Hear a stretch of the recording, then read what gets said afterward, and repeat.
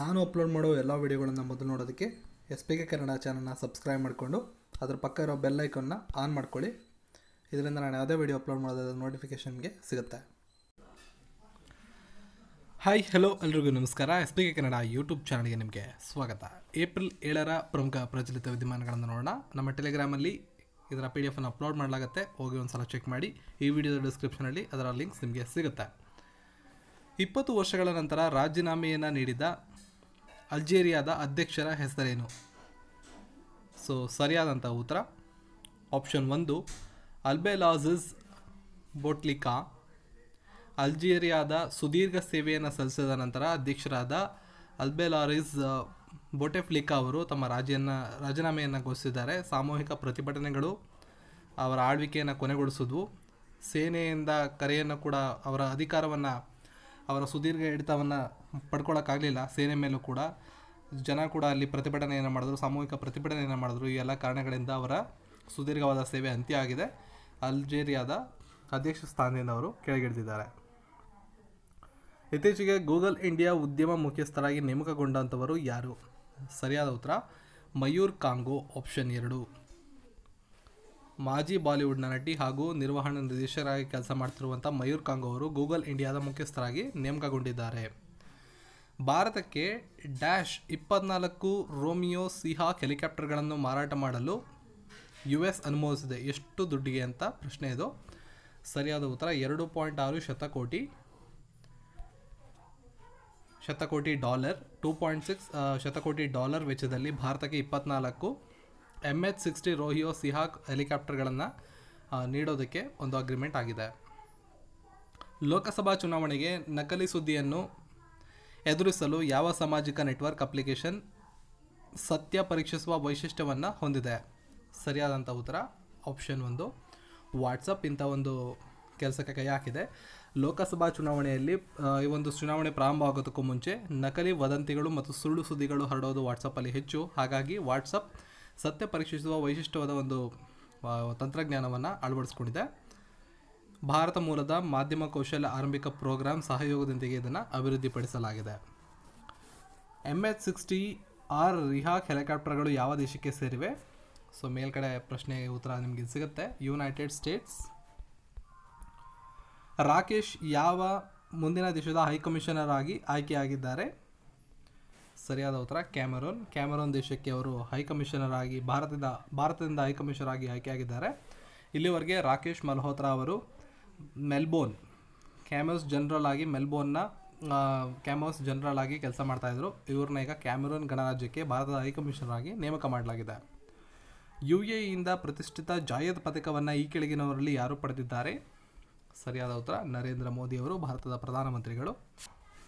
The UAE honoured United Arab Emirates honoured PM Narendra Modi with the prestigious Zayed the medal for giving big boost in bilateral strategic prize. ಅಂದರೆ ಎರಡು ರಾಷ್ಟ್ರಗಳ ನಡುವೆ ಇರುವ ಒಪ್ಪಂದಗಳಲ್ಲಿ ಒಂದು big ಬೂಸ್ಟನ್ನು ನೀಡಿರೋ ಕಾರಣದಿಂದ UAE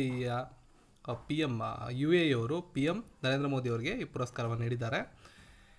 president of UAE president ಆದಂಥ Sheikh Khalifa bin Zayed Al Nahyan, ಇದು ಅಲ್ಲಿಯ ಯುವರಾಜರ ಹೆಸರು, conferred with PM Modi with the award, ಈ ಒಂದು ಪುರಸ್ಕಾರವನ್ನು ಅವರಿಗೆ ನೀಡಿದ್ದಾರೆ. ಇದು ಅವರು ನೀಡ್ತಕ್ಕಂಥ UAE ನೀಡ್ತಕ್ಕಂಥ ಅತಿ ದೊಡ್ಡ ಗೌರವ. ಅಲ್ಲಿ ರಾಜರಿಗೆ ಮತ್ತು ದೇಶದ ಅಧ್ಯಕ್ಷರಿಗೆ ನೀಡ್ತಕ್ಕಂಥ ಒಂದು ದೊಡ್ಡ ಗೌರವ ಇದು. ವಿಪಿನ್ ಆನಂದ್ ಅವರು ಯಾವ ಕಂಪನಿಯ ವ್ಯವಸ್ಥಾಪಕ ನಿರ್ದೇಶಕರಾಗಿ ಅಧಿಕಾರವನ್ನು ವಹಿಸಿಕೊಂಡಿದ್ದಾರೆ? ಸರಿಯಾದ ಉತ್ತರ ಜೀವ ವಿಮಾ ನಿಗಮ, ಆಪ್ಷನ್ 1.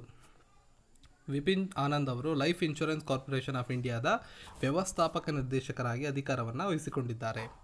ಇತ್ತೀಚೆಗೆ ವಿಮಾ ಉತ್ಪನ್ನಗಳಿಗಾಗಿ Bharti AXA life insurance company ಜೊತೆ ಒಪ್ಪಂದ ಮಾಡಿಕೊಂಡ ಬ್ಯಾಂಕ್ ಹೆಸರೇನು? ಸರಿಯಾದಂಥ ಉತ್ತರ Karnataka bank, option 2. Karnataka bank ತನ್ನ ಜೀವ ವಿಮಾ ಉತ್ಪನ್ನಗಳನ್ನು ಪಾವತಿಸೋದಕ್ಕೆ Bharti AXA life insurance company ಜೊತೆ ಒಂದು ಒಪ್ಪಂದವನ್ನು ಮಾಡಿಕೊಂಡಿದೆ. ಭಾರತ ಉಕ್ರೇನ್ ವ್ಯಾಪಾರ ಮತ್ತು ಆರ್ಥಿಕ ಸಹಕಾರ ಮೇಲೆ ವರ್ಕಿಂಗ್ ಗ್ರೂಪ್ ಇತ್ತೀಚೆಗೆ ಯಾವ ನಗರದಲ್ಲಿ ನಡೆಯಿತು? ಸರಿಯಾದಂಥ ಉತ್ತರ ಆಪ್ಷನ್ C ನವದೆಹಲಿಯಲ್ಲಿ ಇದು ನಡೆದಿದೆ.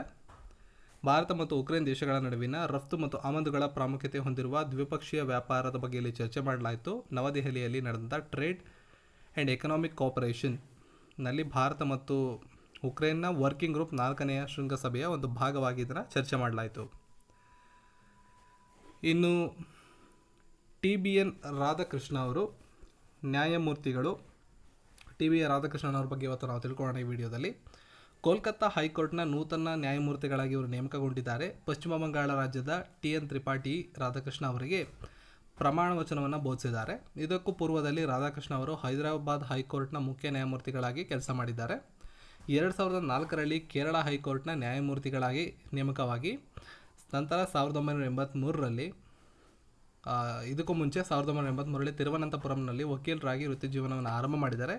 ಕೆಲವು ವರ್ಷಗಳ ನಂತರ ಇವರು ಕೊಚ್ಚಿಗೆ ಬಂದು ಕೇರಳ ಹೈಕೋರ್ಟ್ ಸಿವಿಲ್ ಮತ್ತು ಸಾಂವಿಧಾನಿಕ ಆಡಳಿತಾತ್ಮಕ ವಿಷಯದಲ್ಲಿ ಪ್ರಾಕ್ಟೀಸ್ ಮಾಡಿದ್ರು. ನಂತರ ಕೋಲಾರ ಗೋಲ್ಡ್ಫೀಲ್ಡ್ನಲ್ಲಿ ಕಾನೂನು ಕಾಲೇಜಿನಲ್ಲಿ ಕಾನೂನು ಪದವಿಯನ್ನು ಪಡ್ಕೊಂಡಿದ್ದಾರೆ. ಇವರ ತಂದೆ BN ಭಾಸ್ಕರನ್ ನಾಯರ್ ಮತ್ತು ತಾಯಿ ಪಾರಕುಟ್ಟಿ ಇವರು ಕೊಲ್ಲಂನಲ್ಲಿ ವಕೀಲರಾಗಿದ್ದರು. ರಾಧಾಕೃಷ್ಣನ್ ಅವರು ಕೇರಳದ ಕೊಲ್ಲಂನಲ್ಲಿ 1959 ಏಪ್ರಿಲ್ 29ರಂದು ಜನ್ಮ ತಾಳಿದರು. ಹೈಕೋರ್ಟ್ ಮುಖ್ಯ ನ್ಯಾಯಾಧೀಶರ ಬಗ್ಗೆ ಹೇಳಬೇಕು ಅಂದರೆ, ಹೈಕೋರ್ಟ್ನ ಮುಖ್ಯ ನ್ಯಾಯಾಧೀಶರನ್ನು ಸುಪ್ರೀಂ ಕೋರ್ಟ್ ಮುಖ್ಯ ನ್ಯಾಯಾಧೀಶರುಗಳ ಸಲಹೆ ಮತ್ತು ಆ ರಾಜ್ಯಕ್ಕೆ ಮುಖ್ಯ ನ್ಯಾಯಾಧೀಶರಾಗಿರುತ್ತಾರೋ ಆ ರಾಜ್ಯದ ರಾಜ್ಯಪಾಲರ ಸಲಹೆ ಮೇರೆಗೆ ರಾಷ್ಟ್ರಪತಿಗಳು ನೇಮಕವನ್ನು ಮಾಡ್ತಾರೆ. ಹಾಗೆಯೇ ಜಾಗತಿಕ ಮಾನಸಿಕ ಆರೋಗ್ಯ ಸಂಶೋಧಕರಾದಂಥ ವಿಕ್ರಮ್ ಪಟೇಲ್ ಅವರಿಗೆ John Grids Canada glider global health ಪುರಸ್ಕಾರ ಸಿಕ್ಕಿದೆ 2019 ಗ್ಲೈಡರ್ ಫೌಂಡೇಶನ್. ಇದ್ರ ಬಗ್ಗೆ ತಿಳ್ಕೊಳ್ಳೋಣ. ಮಕ್ಕಳ ಸಮಗ್ರ ಅಭಿವೃದ್ಧಿ ಮತ್ತು ಮಾನಸಿಕ ಅಸಾಮರ್ಥ್ಯದ ಕುರಿತು ಜಾಗತಿಕ ಸಂಶೋಧನೆಗೆ ಹೆಸರುವಾಸಿಯಾಗಿರುವ ವಿಕ್ರಮ್ ಪಟೇಲ್ ಅವರಿಗೆ ಗ್ಲೈಡರ್ ಫೌಂಡೇಶನ್ ನೀಡತಕ್ಕಂಥ 2019ನೇ ಸಾಲಿನ John Dirks Canada glider global health ಪುರಸ್ಕಾರ ಸಿಕ್ಕಿದೆ. ವಿಕ್ರಮ್ ಪಟೇಲ್ ಅವರು 1964ರಲ್ಲಿ ಜನ್ಮ ತಾಳಿದರು. 1997ರಲ್ಲಿ ಮಾನಸಿಕ ಅಸ್ವಸ್ಥತೆ ಬಗ್ಗೆ ಸಂಶೋಧನೆ ನಡೆಸಿ ಲಂಡನ್ ವಿವಿಯಲ್ಲಿ PhDಯನ್ನು ಪಡ್ಕೊಂಡಿದ್ದಾರೆ. ಇವರು ಪ್ರಸ್ತುತ ಸರ್ಕಾರದ 4 ಪ್ರಮುಖ ಕಮಿಟಿಗಳ ಮಾನಸಿಕ ಆರೋಗ್ಯ ನೀತಿ ಗ್ರೂಪ್, ರಾಷ್ಟ್ರೀಯ ಗ್ರಾಮೀಣ ಆರೋಗ್ಯ ಮಿಷನ್, ಆಶಾ ಮಾರ್ಗದರ್ಶನ ತಂಡ ಹಾಗೂ ರಾಷ್ಟ್ರೀಯ ಮಾನವ ಹಕ್ಕುಗಳ ಆಯೋಗ ಜೊತೆಗೆ ರಾಷ್ಟ್ರೀಯ ಕಿಶೋರ್ ಸ್ವಾಸ್ಥ್ಯ ಕಾರ್ಯಕ್ರಮದ ತಾಂತ್ರಿಕ ಸಲಹಾ ಸಮೂಹದಲ್ಲಿ ಸೇವೆಯನ್ನು ಸಲ್ಲಿಸಿದ್ದಾರೆ. ಅಲ್ಲದೆ ನವದೆಹಲಿಯಲ್ಲಿರುವ ಭಾರತದ ಸಾರ್ವಜನಿಕ ಆರೋಗ್ಯ ಪ್ರತಿಷ್ಠಾನದಲ್ಲಿ ತೀವ್ರ ಪರಿಸ್ಥಿತಿ ಮತ್ತು ಇಂಜುರೀಸ್ ಕೇಂದ್ರದ ಜಂಟಿ ನಿರ್ದೇಶಕರಾಗಿ ಕೂಡ ಕೆಲಸವನ್ನು ಮಾಡ್ತಿದ್ದಾರೆ. WHOನ 3 ಸಮಿತಿಗಳಾದಂತಹ ತಾಯಿಯ ಮಾನಸಿಕ ಆರೋಗ್ಯ, ಮಕ್ಕಳ ಮತ್ತು ಹರೆಯದ ಆರೋಗ್ಯ, EMRO ಮಾನಸಿಕ ಆರೋಗ್ಯದಲ್ಲಿ ಸೇವೆಯನ್ನು ಕೂಡ ಸಲ್ಲಿಸ್ತಾ ಇದ್ದಾರೆ. ಜಾಗತಿಕ ಮಾನಸಿಕ ಆರೋಗ್ಯಕ್ಕಾಗಿ National Institute for Mental Health Grand ಚಾಲೆಂಜಸ್ನ ವೈಜ್ಞಾನಿಕ ಸಲಹಾ ಮಂಡಳಿಯ ಸೈಂಟಿಫಿಕ್ ಅಡ್ವೈಸರ್ ಬೋರ್ಡ್ನ ಸಹ ಅಧ್ಯಕ್ಷರಾಗಿ ಕೆಲಸವನ್ನು ಮಾಡಿದ್ದಾರೆ. LSHTMನ ಸಹಸ್ಥಾಪಕ ಮತ್ತು ಮಾಜಿ ನಿರ್ದೇಶಕರು ಕೂಡ ಆಗಿದ್ದಾರೆ. ಇದಕ್ಕೂ ಮುಂಚೆ ವಿಜ್ಞಾನಕ್ಕೆ ಸಂಬಂಧಪಟ್ಟ ಹಾಗೆ ಪ್ರತಿಷ್ಠಿತ ನಿಯತಕಾಲಿಕೆ ಹಾಗೂ ಪತ್ರಿಕೆಗಳಲ್ಲಿ ಲೇಖನ ಕೂಡ ಬರೆದಿದ್ದಾರೆ.